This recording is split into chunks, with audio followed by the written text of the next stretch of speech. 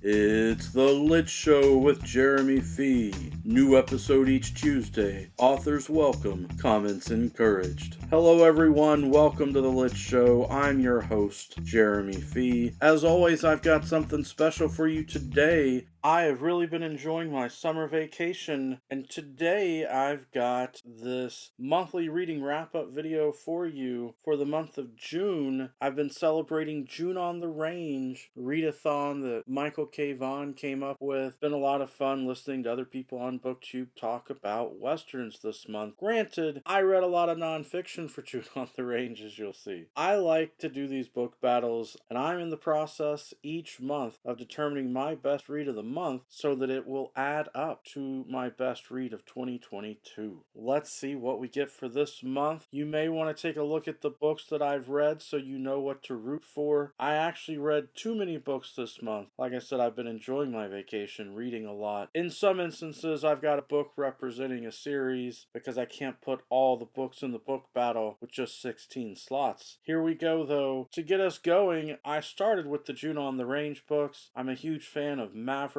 the old TV series, and the film that was made, as well as the crossover stuff. My first book for June on the Range and for June was the Maverick Legend of the West non-fiction book by Ed Robertson. Talks all about the TV series and how they made the Western episodes. Lots of really interesting trivia in there. And then my second read was the Maverick novel that was written by Charles I. Coombs. When I compare the two of them and try and decide which one's going to win between the two of them, that novel really is written so that kids can appreciate it and enjoy it. So it's not really the greatest fiction ever. Also, it was written early on and doesn't really do a good job with the Maverick character as being the anti-hero, roguish cowboy that really stood out when he was created. Out of the two of them, it's Maverick Legend of the West that is advancing in our bracket tournament. The next pairing has got the War of the Copper Kings, which is non-fiction, which takes place in that time period. And actually, Roy Huggins has a whole story about how this book was used to create the pilot episode for the Maverick TV series. They called that episode The War of the Silver Kings, and it did not air as the first episode of Maverick. But it's really fascinating how they can take a non-fiction book and then turn it into a TV episode for a Western series. It is up against The Big Con by David W. Marrer. This is another non-fiction book that was used for inspiration for the Maverick TV series. It is all about con artists, people who swindle others, play tricks on them, take their money, grifters, that sort of thing. It was really fun to read. It will help teach you some of the code, the language that is used. This book, or at least the same stories and con artist people involved with it, also helped inspire the movie The Sting, that famous con movie starring Robert Redford. Out of these two books, I'm picking The Big Con. For me, it was a more interesting read, learning more about the rogues. The next bracket has The Last Outlaws, The Lives and Legends of Butch Cassidy and the Sundance Kid. I picked this one to go along with my June on the Range Maverick theme because the Gambler movies actually had Bart Maverick make an appearance and participate in a poker game against Kenny Rogers' character from The Gambler. And in another one of the Gambler movies, they had a whole storyline with Butch Cassidy and the Sundance Kid. It's really amazing. In fact, one of the photographs that's in this non-fiction book was used in that film, and they just photoshopped it, replacing some real-life people with the actors' faces from the film. It is up against the novelization for the film Alien, which is science fiction, and I love Alan Dean Foster as a writer. I grew up reading not only his film novelizations, but books with his own characters, his own fiction, and I love the Alien movie series. I've watched Alien over and over. This one was an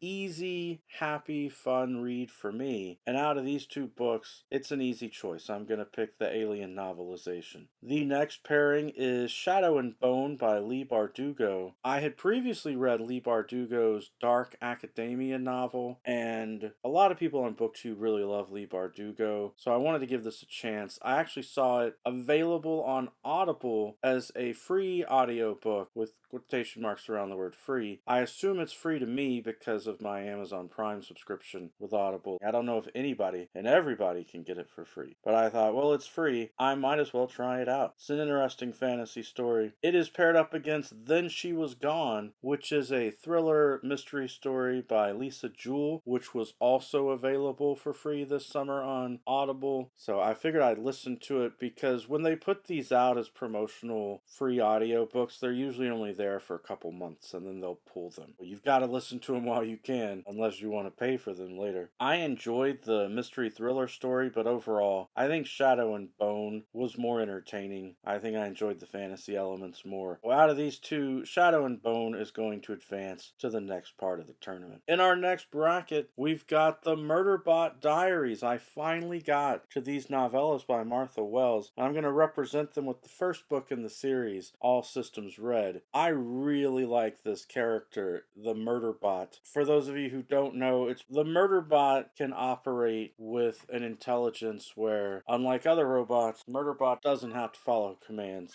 And I think it's a really fascinating series. I think it's a whole lot of fun. As a character, Murderbot intrigues me as a socially awkward individual trying to communicate with others. My cat's making noises in the background. Hi, Daxter. That book is up against Full Tilt by Neal Shusterman. Neal Shusterman's one of my favorite authors, writes a lot of great young adult literature, especially science fiction. This story may have been my least favorite by Neal Shusterman so far, though. It's interesting. It's got supernatural elements to it, but at the end of the day, I enjoyed Murderbot a lot more than Full Tilt. So Murderbot's advancing. Next up, we've got Grady Hendrix. I finally got to read We Sold Our Souls by Grady Hendrix. It's a really fascinating story. I was expecting it to have more horror elements, but it's more of one of those someone made it deal with the devil kind of stories, and then it's got a lot of realistic elements as the main character has to deal with it. It's got interesting road trip elements to it as well. I thought it was a lot of fun. It's up against the nonfiction work by Grady Hendrix, Paperbacks from Hell, which has got great information about the horror industry and publications and lots of interesting horror books. Between the two of them, I'm going to go with the fiction We Sold Our Souls, just because I really enjoyed the story and the suspense of it. It's advancing. Moving on to the next bracket, we've got Horror Store by Grady Hendrix. You can tell I was on a Grady Hendrix kick at this point. Horror Store is sort of like an IKEA. The employees there believe that the place is haunted or something weird is going on with it. And so it's a fun story as some of the employees are trying to deal with that situation and, of course, the ramifications from that. It is up against My Best Friend's Exorcism by Grady Hendrix, which was really a lot of fun. At the beginning of the story, I had my doubts because it had kind of a young adult teenager feel to it, but the book got stronger and stronger as it continued, and it had a very powerful ending. To me, that ending really helped save the book. I'm going to advance My Best Friend's Exorcism over Horror Store, though I would recommend them both if you enjoy kind of funny, quirky horror stories. Up next is 20th Century Ghost by Joe Hill. It's a short story collection which has now been rebranded as The Black Phone because the film just came out. The Black Phone is one of the short stories in the collection. It's a really strong collection from Joe Hill. You can tell from the movie preview for The Black Phone, in casting Ethan Hawke, they have changed the villain, the antagonist in the story of The Black Phone. In the story, they keep referring to him as the Fat Man. Ethan Hawke is not a fat man, but I have no problem with those kind of changes when they make them for film adaptations. It is up against Legends and Lattes by Travis Baldree. I was highly encouraged to read this by BookTube's own Joanna, but I know a lot of people have been talking about it on BookTube and online. Legends and Lattes is a more relaxing fantasy story about an adventurer who has decided to retire from adventuring and start a coffee shop, which is introducing coffee to this small town community in a fantasy world setting. It has really endearing characters, the community coming together around the coffee shop, and it's got some interesting villains in conflict as well for a relaxing, low stakes, kind of want to say cozy kind of fantasy story. Out of the two of those, it's a tough decision because I really enjoyed 20th Century Ghosts with the Black Phone story. But I'm going to pick Legends and Lattes. I think it just had such a nice ending to that story that it kind of bumps it up a notch in a competition, in a battle. But that's it for our first round for the prelims. Let's go ahead and move back up to the top. Oh, hi, Dexter. Come on in. All right. Now we've got up in the first bracket Maverick, Legend of the West, the nonfiction book all about the TV series, full of information about every episode, lots of trivia, behind the scenes stories, up against The Big Con by David W. Marr, which really gives a lot of great information to understand the history of the United States and how people were swindled in small towns and as the country grew and that sort of thing. Between the two of them, I feel like The Big Con is the more worthwhile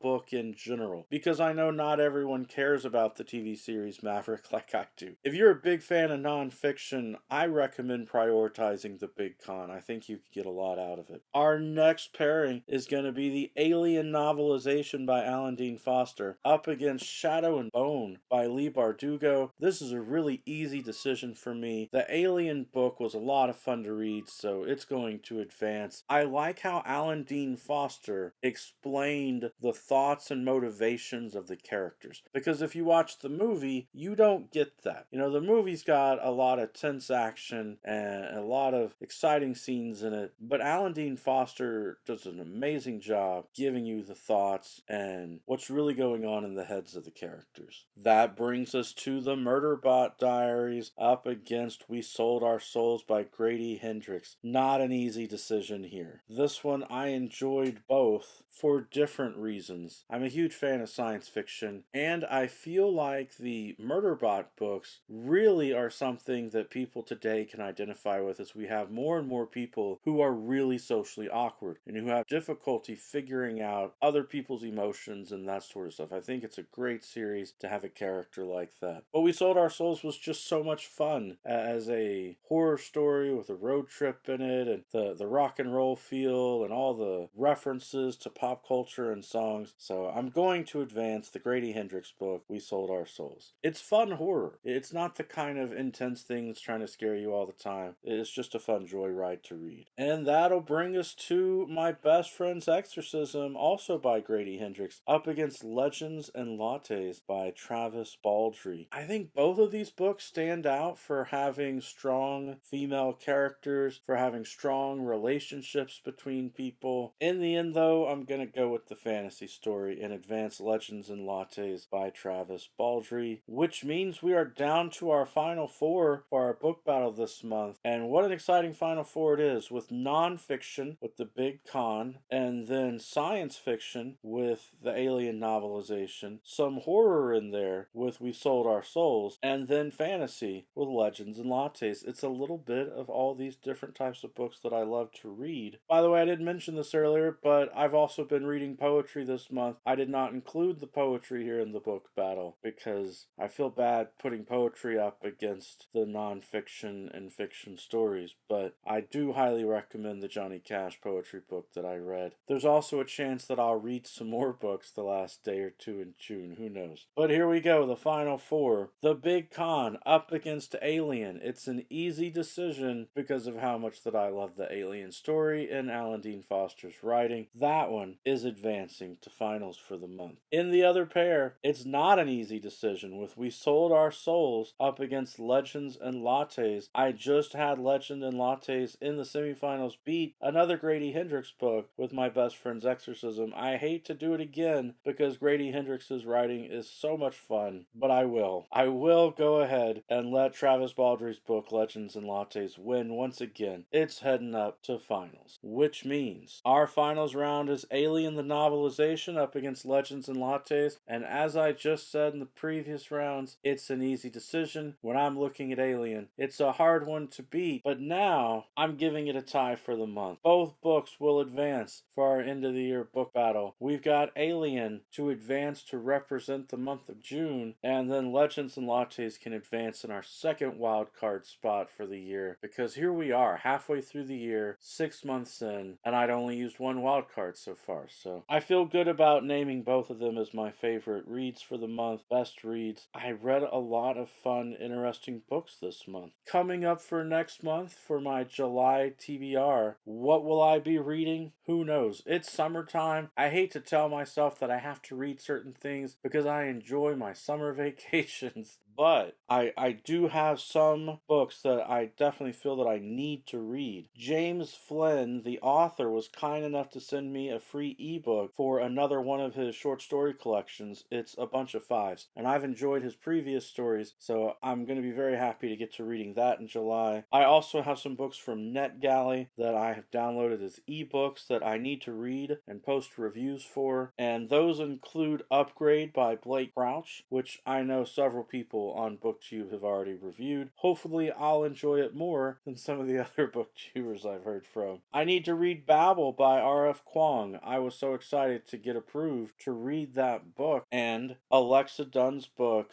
Pretty Dead Queens. Some exciting NetGalley books to read. Coming out in the movies at the movie theater is Bullet Train. The film's going to have Brad Pitt in it, a lot of other famous actors. I think it would be great to have that book done for the month, before eventually watching the movie. Bullet Train by Kotaro Isaka. I was not able to get to the Dane Cobain books that I've got in a pile over here that I wanted to read, so hopefully I'll get to them in July. Meet Former Leigh, maybe the short story collection Scarlet Sins, and I've got a Regina St. Clair book that I want to read, Women in Trouble. There are plenty more horror books that I'd like to read that was mentioned in Grady Hendrix's book, Paperbacks from Hell, that I realized some of these I've seen the movies for, but I don't think I've actually read the novel. Jaws, Rosemary's Baby, The Exorcist, The Omen, those kind of things. If I have time, I'd love to read some of them, read some of the Stephen King books that I have sitting on the shelf. I would like to get back to reading some Joe Abercrombie books and the Anne Rice books, which apparently I skipped a month. You'll see here in June I didn't read any Anne Rice, but I do want to get back to trying to finish the Vampire Chronicles series. But like I said earlier, I don't want to have an exact committed list for July. So I will read what I can when I can. It's also possible at some point that I may take a break from reading. Who knows? Hope you've enjoyed the book battle today and the TBR. Every day is a good day for a book talk. Peace.